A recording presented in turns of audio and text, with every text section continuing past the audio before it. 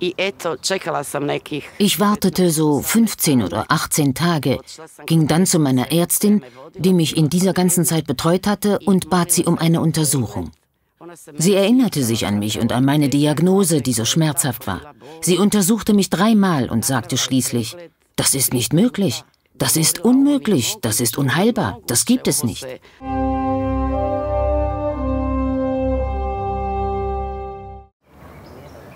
Anfang 1996 erlitt Vera Beretic einen Schulterbruch mit Nervenlähmung der linken Hand und des Unterarms. Als die Lähmung nachließ, stellten sich Komplikationen ein, eine sogenannte Sudeck-Dystrophie mit Zerfall des Gewebes und Entkalkung der Knochen.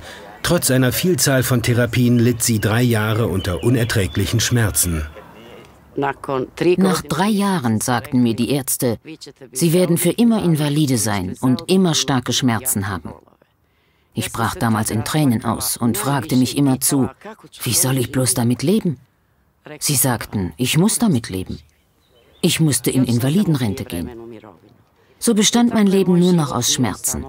Ich legte mich unter Schmerzen hin, stand unter Schmerzen wieder auf.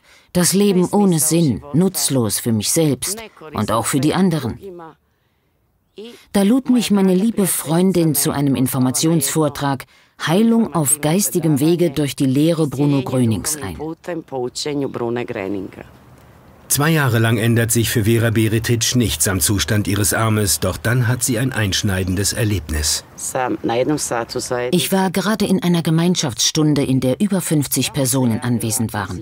Ich meldete mich und hörte mich beim Hinausgehen sagen: Ich habe Regelungen. Ich spüre Hass in mir und das Gefühl, nicht verzeihen zu können.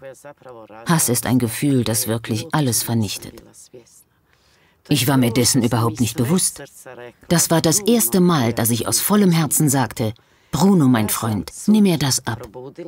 Am nächsten Morgen wachte ich auf. Eine Leichtigkeit, die Seele frei.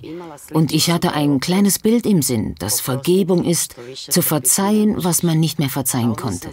Und da begriff ich, dass Vergebung ist, wenn man sich von Vorurteilen löst, von diesen Gedanken an jemanden, der einen verletzt hat, und ihm stattdessen liebevolle Gedanken schickt.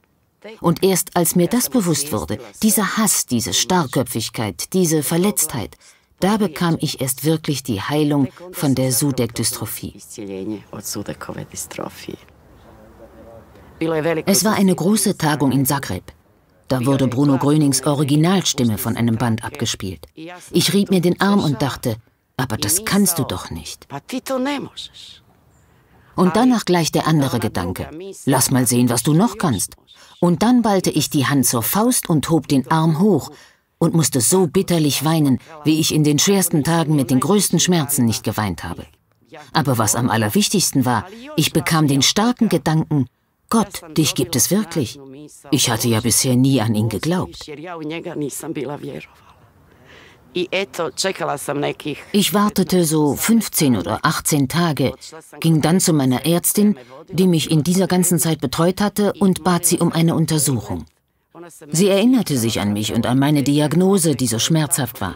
Sie untersuchte mich 3-mal und sagte schließlich: Das ist nicht möglich, das ist unmöglich, das ist unheilbar, das gibt es nicht.